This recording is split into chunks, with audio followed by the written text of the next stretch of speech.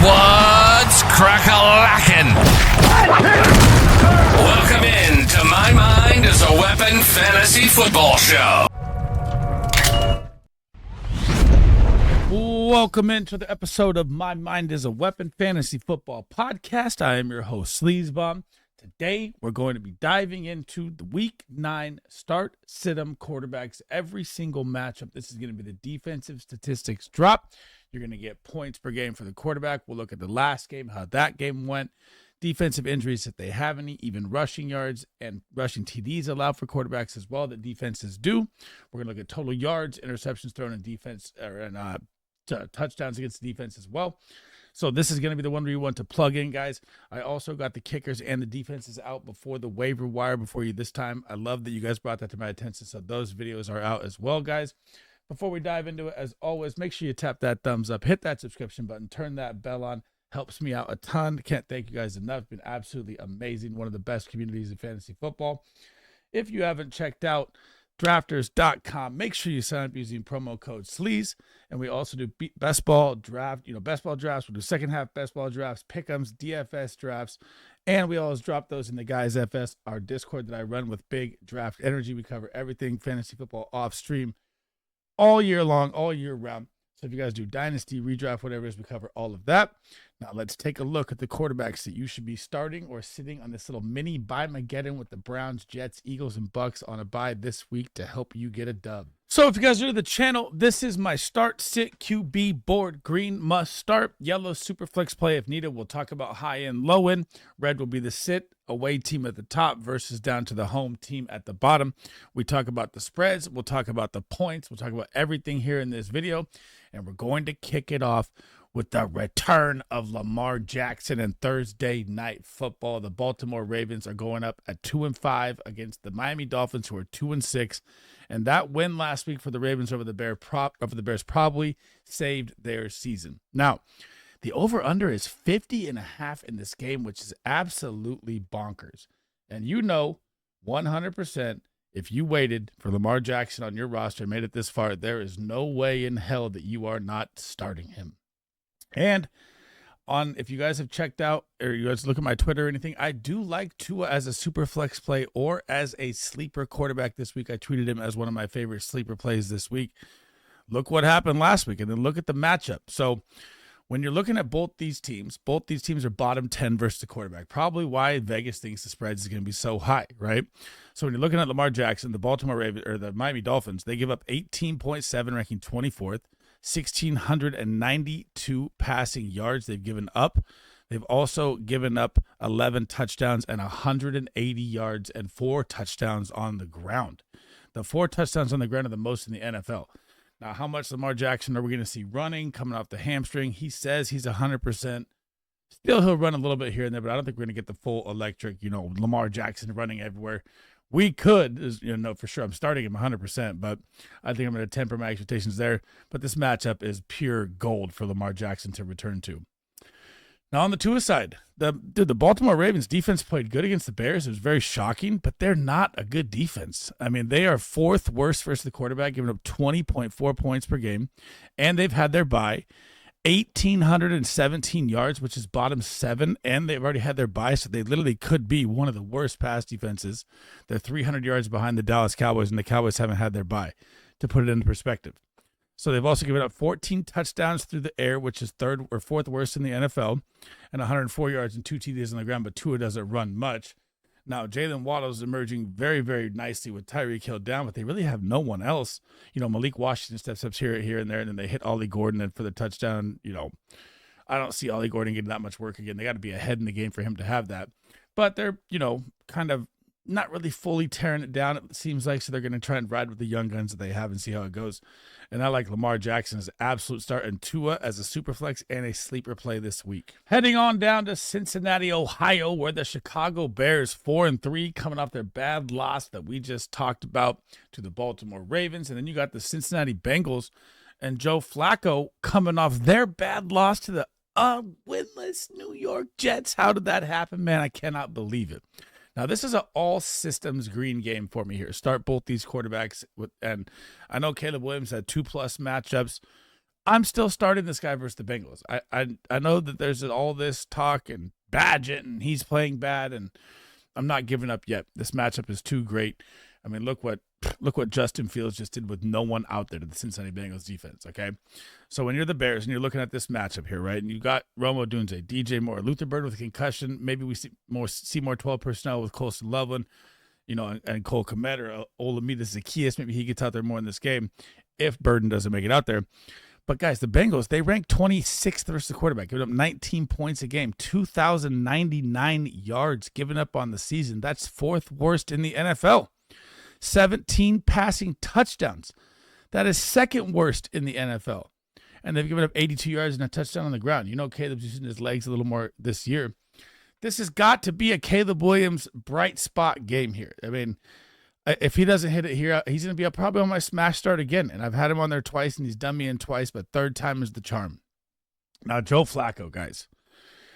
He's day-to-day. He probably got a cortisone shot in that shoulder when he ran back into the locker room last week. And, dude, the amount of targets that Jamar Chase is getting is absolutely bonkers.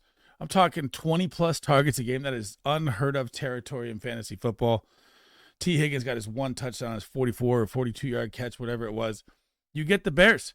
And the Bears' secondary they were down 3 or 4 corners last week. They took more injuries last week. I think they lost 2 more D linemen last week. The Bears' defense is shot. They rank 23rd, 18.08 points per game, 1,516 yards. They've also had their bye as well. 16 passing TDs, third worst, and they've had their bye. That's how bad this defense is. 179 yards on the ground and a touchdown. And I'd have told you that Joe Flacco doesn't run much, but he ran in a touchdown last week, which was shockingly weird.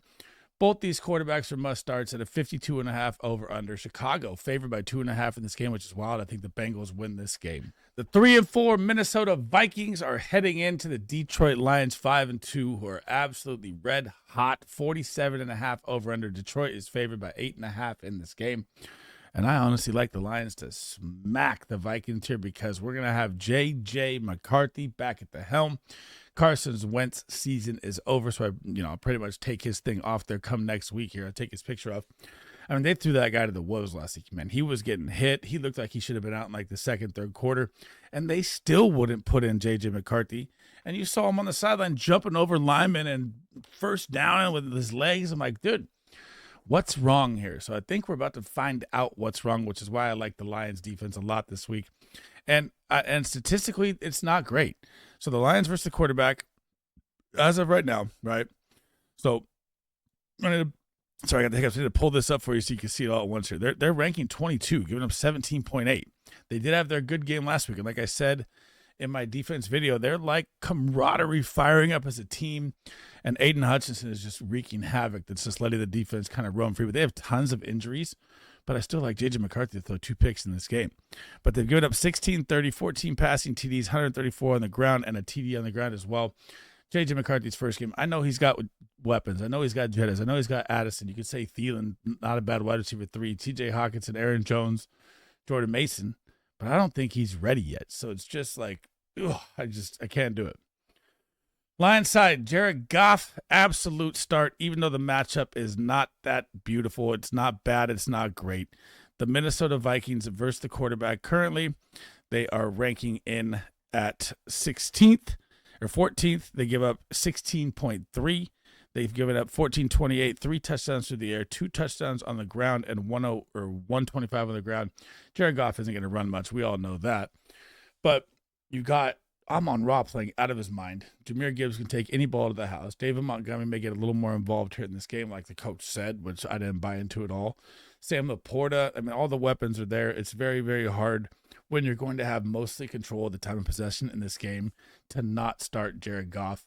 And, it's a 47.5 over-under, so it's almost near 50, and I think the Lions put up 30. The 4-4 Panthers are headed into Lambeau Field to take on the newly looked, revamped Christian Watson, Jordan Love-led offense, which was amazing in the Aaron Rodgers revenge game last week. The over-under is 44.5. Green Bay is favored by 12.5. This team is not a team. The Panthers are 4-4. 12.5 point underdogs is absolutely bonkers. And I think I'd probably take the Packers, which is the scary part, especially after what James Cook just did to the Panthers. But we got to dive into the quarterbacks here. And it right now currently says Bryce Young day-to-day should be out there. We saw the Andy Dalton experiment.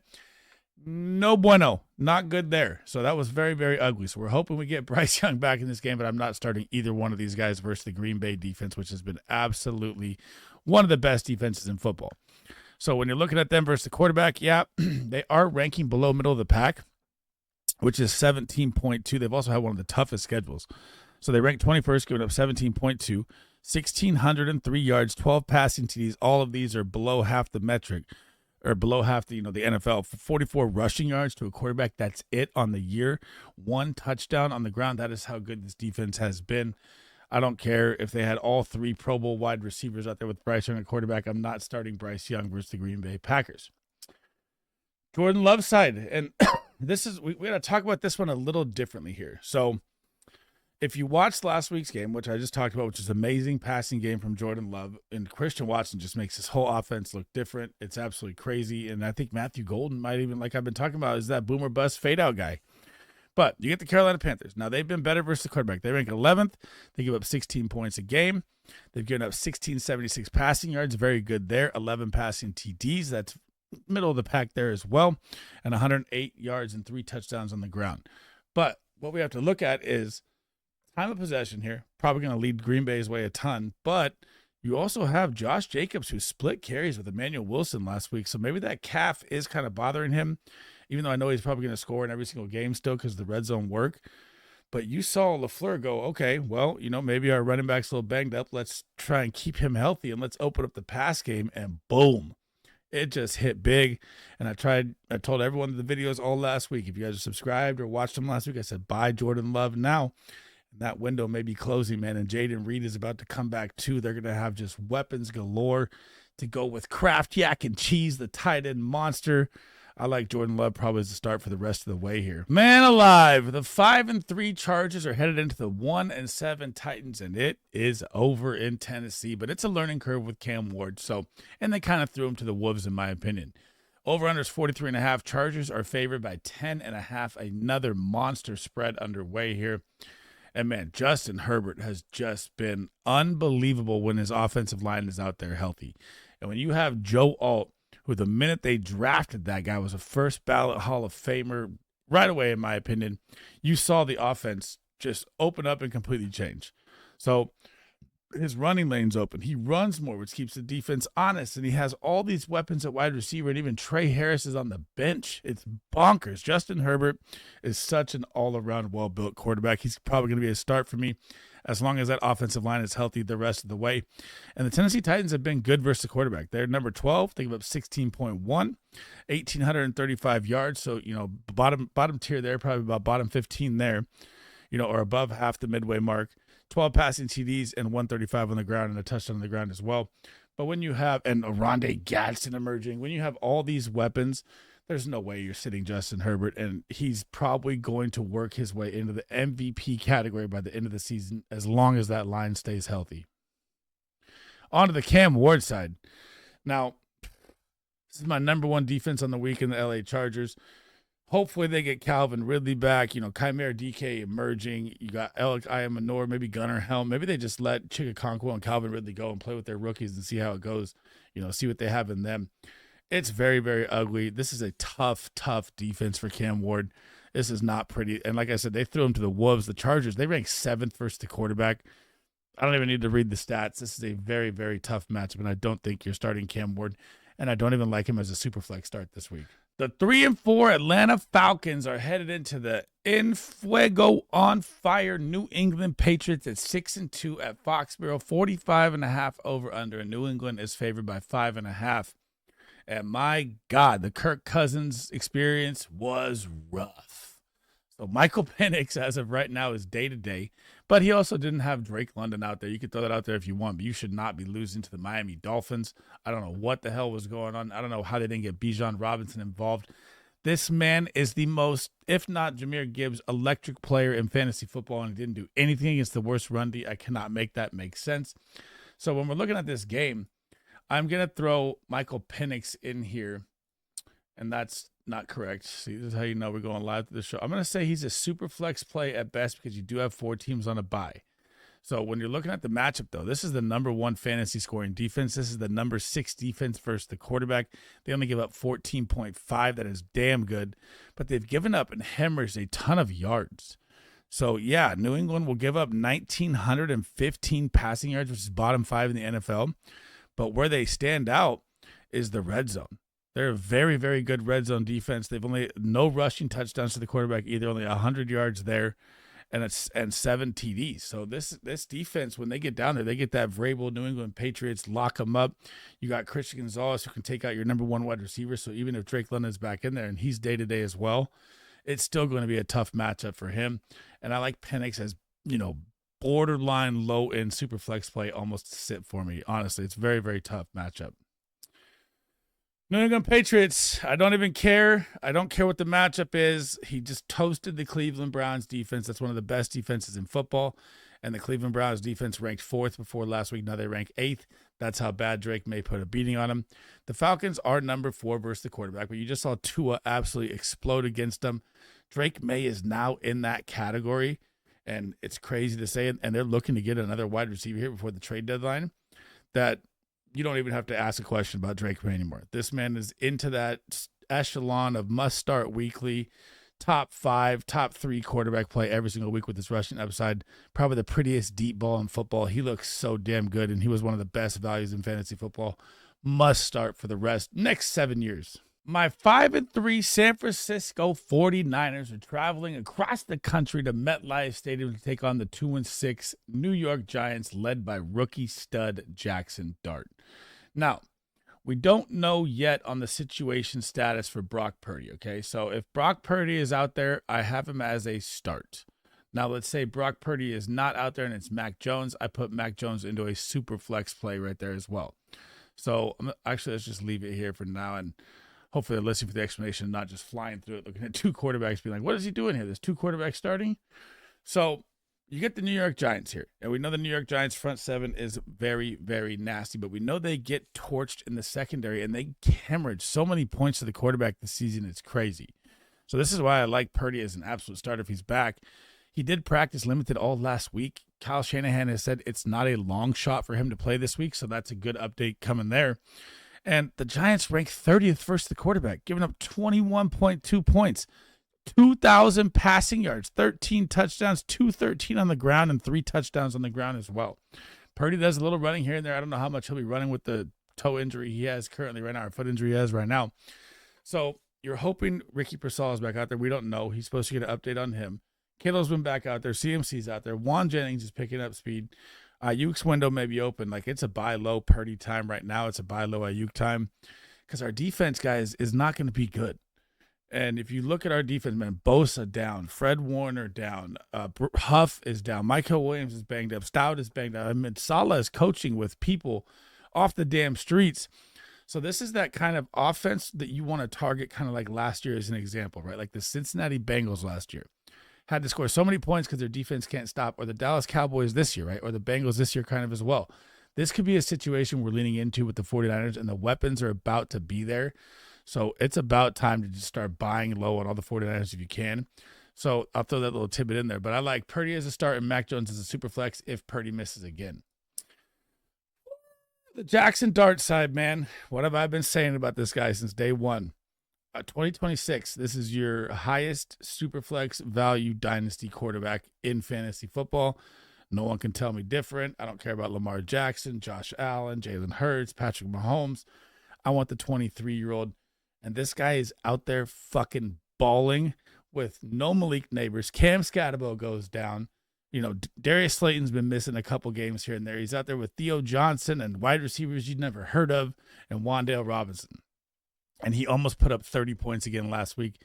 A 70-yard offensive PI, which was a terrible flag, was called back that really, really hurt him. So when you're looking at the 49ers defense and his rushing upside he gives you either way, I'm not sitting him.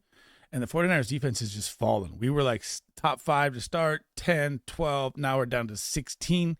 We go up 16.5. We just let C.J. Stroud go off on us. 1,894 yards, 13 touchdowns, and 123 on the ground and no touchdowns. But you got to remember, everyone's hurt. So, I mean, it was a very, very good defense coming in. Just it's banged up right now, and you got to be starting Jackson Dart almost every single week with the ceiling he gives you. The 7-1 holy real deal Indianapolis Colts, led by Indiana Jones over here, Danny Dimes. The number one scoring offense in fantasy football and everything is the Indianapolis Colts, and it is absolutely bonkers to me. Headed into the 4-3 Steelers, over under 50.5. Indy is favored by 3.5. I love them to cover that line as well, too. A little sneak peek there. And both these quarterbacks, this is a all systems green game for me here. Now, when you're looking at the Indianapolis Colts and you're going up against the Pittsburgh Steelers, who ranks second to last versus the quarterback? That is the Pittsburgh Steelers overpriced defense. That's the number one salary cap paid for defense in football, and it is not working. 2,054 passing yards, that's third worst.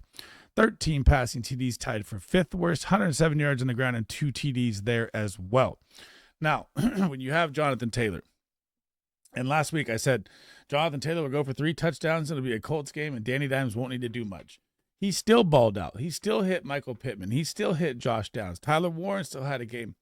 He is clicking on all cylinders. He is going to get an extension.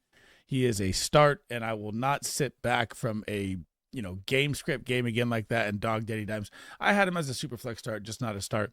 So missed that last week, but I'm not doing that again. This defense is so terrible. You have to start it here. And then when you're looking at the Colts D, they also rank 17th versus the quarterback, giving up 16.7 points, 2,173 passing yards they've allowed. That is second worst in the NFL. Their secondary gets beat because they score so many points that they just end up giving up so many yards. So it's not really a bad D. It just looks like that on paper. So when you got 14 touchdowns allowed and 108 yards on the ground, Aaron Rodgers isn't going to run much. Now, I'm hoping, and I've been saying this for a couple of weeks, that the Steelers will bring in another wide receiver help. Yeah, Roman Wilson looked kind of good. Calvin Austin back in his first game. I get that. They need a wide receiver too out there with DK besides these little scat back guys.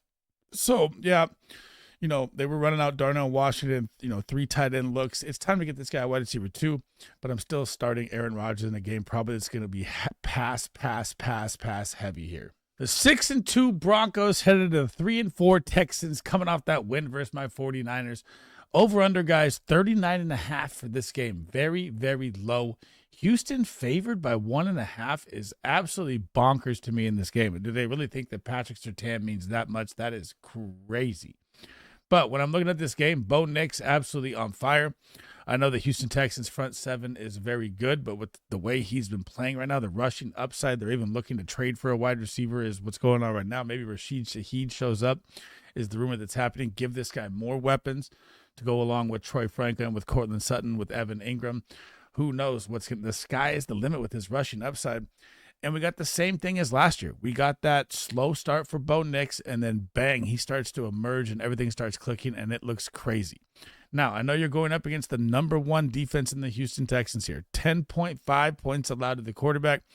They just locked up Mac Jones as well. 1,375 yards. That's third best in the NFL in yardage allowed. And 6 passing touchdowns is number one. This Texans defense is ferocious.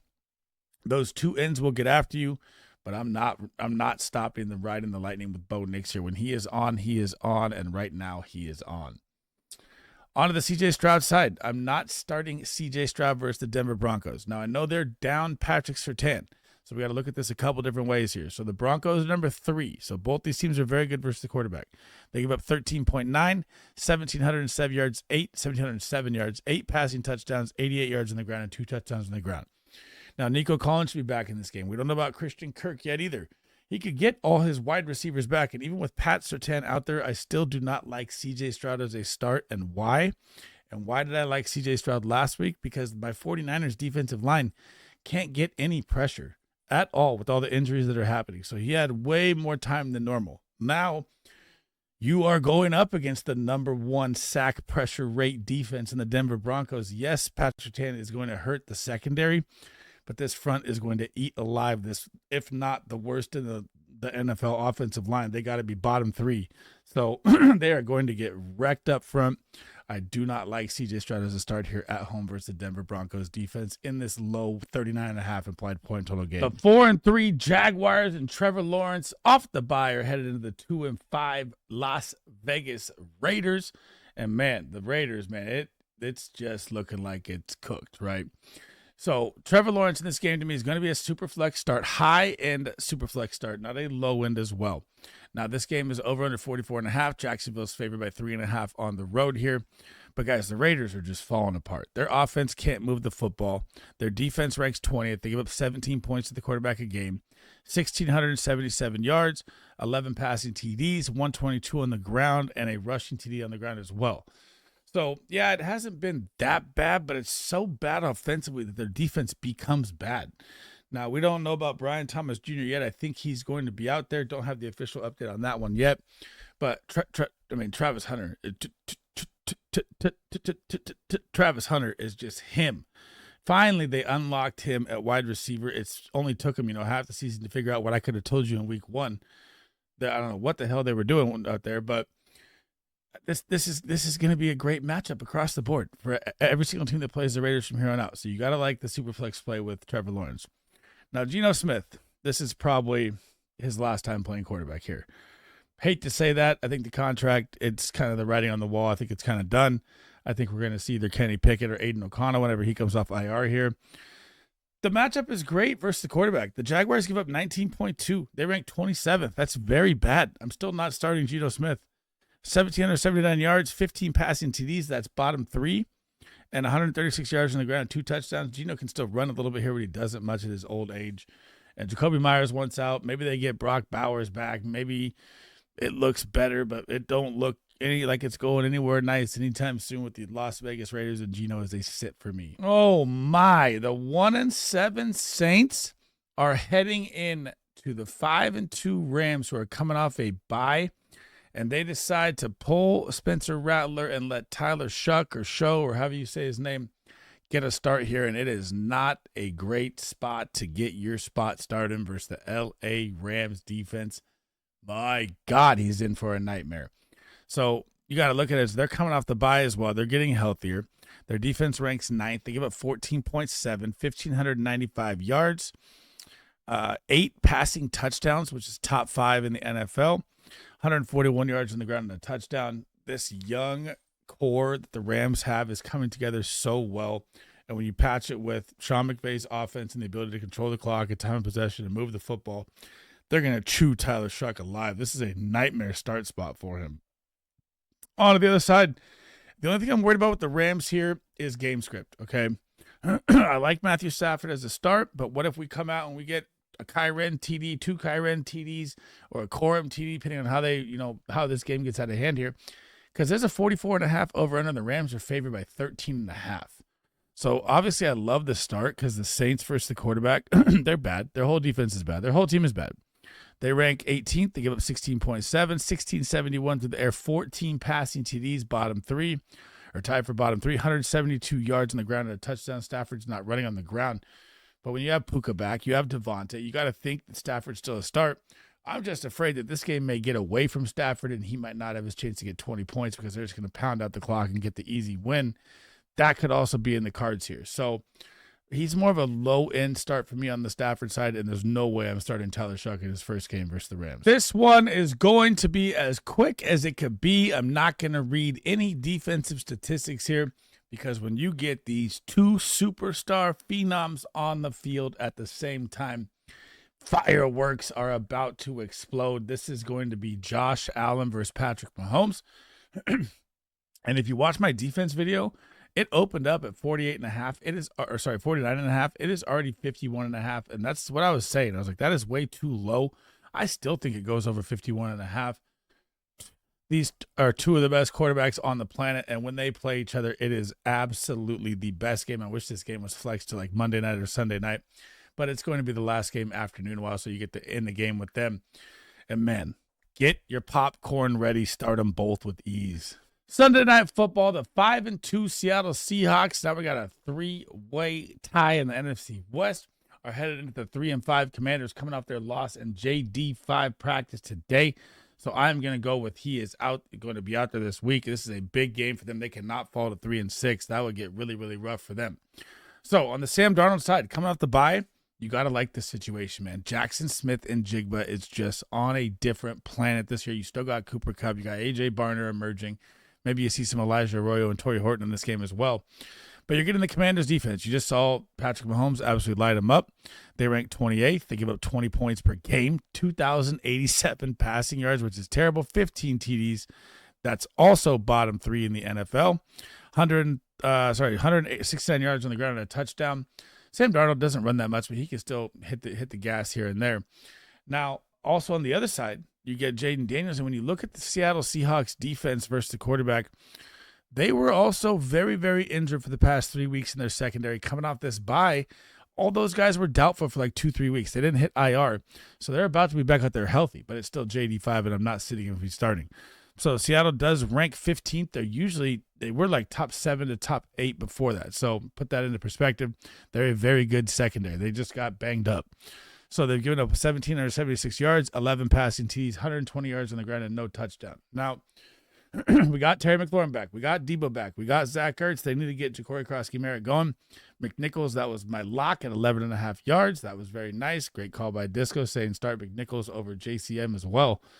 If they can get JD5 out there, it's just a different looking offense. I mean, Marcus Mariota, he's a veteran filling guy. We saw that last night. Like, he can get, a couple wins against the bad teams, but he's not going to beat the good teams. So they need JD5 in this game. The over-under is at 46.5. I like it to go over that if JD5 plays.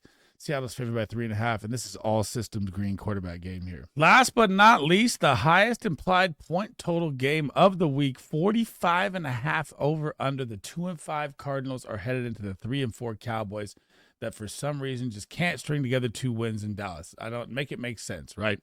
So when you're looking at this game, Kyler Murray also practiced today. So either way, even if it's Kyler or it's Jacoby Brissett, I like them both as super flex plays. I don't have him up there. I'll make the card for him next week if I need to, but it looks like Kyler Murray is going to be out there as of now. But remember, I like them both as flex plays if they're both, if whoever's out there, right?